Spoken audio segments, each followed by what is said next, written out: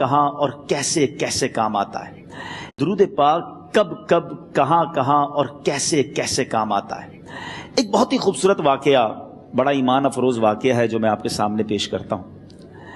ایک دوست نے اپنے ایک دوسرے دوست کو قرض دیا، اور جب اس نے قرض دیا تو وہ قرض ایک بڑی اماؤنٹ تھی، 3000 دینار. وہ ٹائم آ گیا جب اس ٹائم وہ قرض لینے کے لیے اپنے دوست کے پاس گیا کہ بھائی مجھے میرے پیسے واپس دو. تو اس نے کہا کہ پیسے تو نہیں ہے میرے پاس، میں کولیپس ہو گیا ہوں، بزنس اب میرا ختم ہو گیا ہے، میں تمہاری رقم نہیں دے سکتا. اس نے ایک اور ٹائم دے دیا اسے کہ ٹھیک ہے اب اتنے دنوں کے بعد میں دے دوں گا. وہ ٹائم بھی گزر گیا، اور جب وہ ٹائم بھی گزر گیا تو اس کے بعد اس دوست نے کہا کہ اب تو پیسے دے دو بھائی، میرا ٹائم پورا ہو گیا ہے. پھر نہ دے سکا ٹائم. آخر کار معاملہ جو ہے وہ کورٹ میں چلا گیا، قاضی کے پاس چلا گیا. اب قاضی نے جس کو پیسے دینے تھے اس کو بلایا اور کہا کہ بھائی آپ کو اس کے پیسے دینے ہیں؟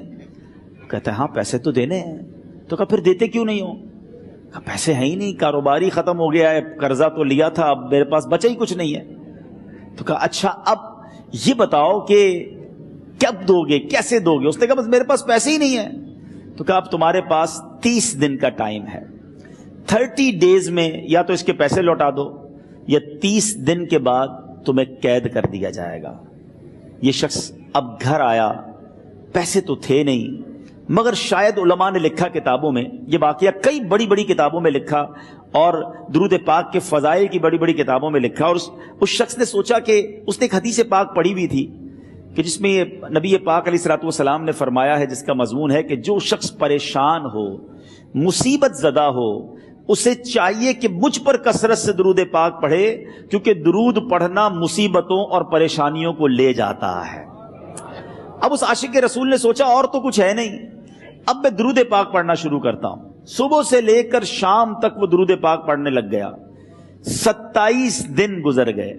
Only 3 days left. 3 دن باقی تھے قاضی کے پاس جانے میں.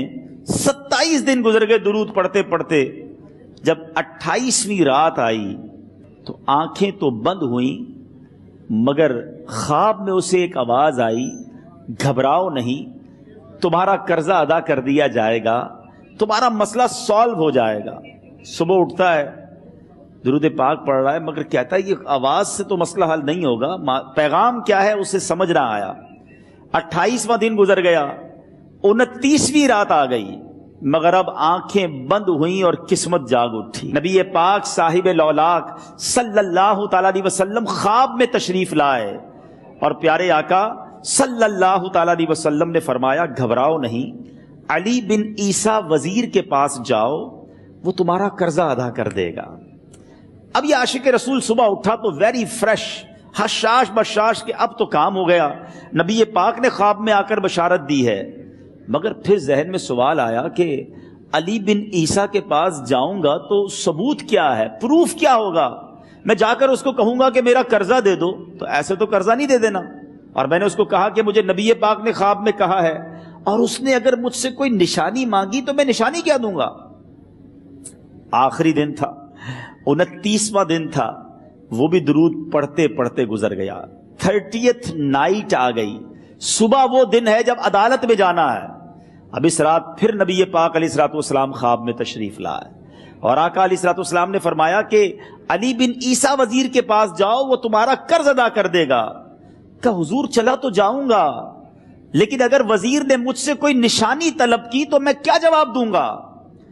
پیارے آقا علیہ الصلوۃ والسلام نے کمال کا ارشاد فرمایا کہ علی بن عیسیٰ سے کہنا کہ تم روزانہ فجر کی نماز کے بعد 5000 بار درود پاک پڑھتے ہو، یہ راز فقط تم جانتے ہو اور تمہارا رب جانتا ہے. اب یہ جب صبح اٹھا تو ایک نشانی بھی مل چکی تھی. عدالت میں جانے سے پہلے وزیر کے دربار میں پہنچ گیا. اسے یہ ڈر تھا کہ آج پیسے نہ لوٹائے تو سزا ہو سکتی ہے. جب وزیر کے دربار میں پہنچا تو وزیر اپنے مشیروں کے ساتھ بیٹھا تھا. کہا مجھے آپ سے بات کرنی ہے. کہا بتاؤ کیا بات کرنی ہے؟ کہا میں ایک پیغام لایا ہوں آپ کے لیے. اچھا کس کا پیغام لائے ہو؟ کہا میں نبی پاک جناب محمد مصطفیٰ صلی اللہ تعالی علیہ وسلم کا پیغام لایا ہوں. وہ عاشق رسول وزیر تھا. کہتا ہے بتاؤ میرے آقا نے کیا پیغام دیا ہے؟ کہ حضور میں 3000 دینار کا مقروض ہوں، آج آخری دن ہے اور میرے آقا نے مجھے بشارت دی ہے کہ آپ سے کہوں کہ آپ میرا قرض ادا کر دیجئے۔ علی بن عیسیٰ کہتا ہے کوئی ثبوت ہے آپ کے پاس؟ ہے کوئی دلیل بھی ہے آپ کے پاس؟ میں کیسے مان لوں کہ آپ کو نبی پاک علیہ الصلوۃ والسلام نے بھیجا ہے؟ عاشق رسول کہتا ہے خالی ہاتھ نہیں آیا، میرے آقا نے مجھے دلیل بھی عطا فرمائی ہے، مجھے ایک ایویڈنس بھی دیا ہے، اور پروف یہ ہے حضور کہ آپ روزانہ صبح فجر کی نماز کے بعد نبی پاک صلی اللہ تعالی علیہ وسلم کی بارگاہ میں درود و سلام کا نذرانہ پیش کرتے ہیں۔ جب تک 5000 کا عدد پورا نہیں ہوتا آپ اس وقت تک کسی اور سے بات نہیں کرتے۔ اور اے وزیر صاحب، یہ راز صرف آپ کو پتا ہے اور آپ کا رب جانتا ہے۔ اللہ اکبر۔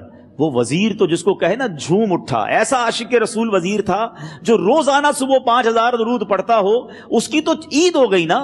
وہ کہتا ہے مرحبا یا رسول اللہ، میرے آقا نے میرے درود قبول کر لیے، اس سے بڑھ کر میرے لیے سعادت کیا ہوگی۔ اب یہ وزیر اپنے سیٹ سے اٹھتا ہے، اپنے کمرے میں جاتا ہے، تھوڑی دیر بعد واپس آ کر اس عاشق رسول کے ہاتھ میں 3000 دینار رکھ کر کہتا ہے حضور پہلے 3000 دینار تو نبی پاک کا حکم کی میں ادب سے بجا لاتا ہوں، میرے آقا نے جو حکم فرمایا یہ 3000 دینار آپ کو پیش کرتا ہوں، حضور ایک اور 3000 دینار لیجئے۔ میرے گھر آپ آئے، اتنی اچھی خبر سنائی، آپ نے قدم رنجا فرمایا، یہ 3000 اس کا نذرانہ ہے، اور ایسا کیجئے 3000 اور لیجئے، اس سے اپنے بچوں کے لیے کچھ چھوٹا موٹا کام شروع کیجئے، اور ایک وعدہ کر کے جائیے آج کے بعد زندگی میں آپ کو جب بھی کوئی کام پڑے میں آپ کا بھائی ہوں، مجھے یہ خدمت کا موقع دیجئے گا۔ اللہ اکبر۔ وہ مقروض جو ایک رات پہلے 3000 دینار کا مقروض تھا، ہو سکتا ہے اس کے بیک آف مائنڈ یہ بھی چل رہا ہو کہ اب شاید کل میں نے جیل میں جا کر عدالت میں جا کر گرفتاری دے کر جیل میں جانا ہے، مگر اب 9000 دینار ہاتھ میں ہیں۔ عاشق رسول جھومتا ہوا نبی پاک کی یاد میں گھومتا ہوا اب عدالت میں پہنچا۔ عدالت میں everybody expecting over there کہ آج اس نے آنا ہے اور آ کر کہنا یہی ہے کہ پیسے تو نہیں ہیں، گرفتار کر لو، مگر جا کر اس عاشق رسول نے 3000 دینار جج صاحب کے ہاتھ میں رکھ دیے۔ قاضی کہتا ہے پہلے تو یہ بتاؤ پیسے آئے کدھر سے؟ تم تو کہتے تھے غریب ہوں، تم تو کہتے تھے کاروبار نہیں ہے، ایک مہینے میں اتنی بڑی رقم کا انتظام کیسے ہو گیا؟ سبحان اللہ۔ اس عاشق رسول نے گویا زبان حال سے یہ کہا ہوگا کہ یہ تو کرم ہے ان کا، ورنہ مجھ میں تو ایسی بات نہیں، اتنا دیا سرکار نے مجھ کو، اتنی میری اوقات نہیں۔ اس نے وہ پورا واقعہ بھری عدالت میں سنا دیا۔ اللہ اکبر۔ میرے پیارے اسلامی بھائیوں ذرا سوچو پہلے زمانے میں کیسے عاشقان رسول ہوا کرتے تھے۔ وہ جج، وہ قاضی بھی کیسا سرکار علیہ الصلوۃ والسلام کا عاشق تھا۔ اپنی سیٹ سے اٹھتا ہے، بھرے دربار میں، بھری عدالت میں، وہ اپنے چیمبر میں، اپنے کمرے میں جاتا ہے، اور تھوڑی دیر بعد واپس آ کر اس کے ہاتھ میں بھی 3000 دینار ہیں، اور وہ 3000 دینار جو ہے وہ اس عاشق رسول کے ہاتھ میں رکھتا ہے کہ سارا ثواب علی بن عیسیٰ کیسے لے جائے، میں بھی تو نبی پاک کا غلام ہوں، میں تمہارا قرضہ میں ادا کرتا ہوں۔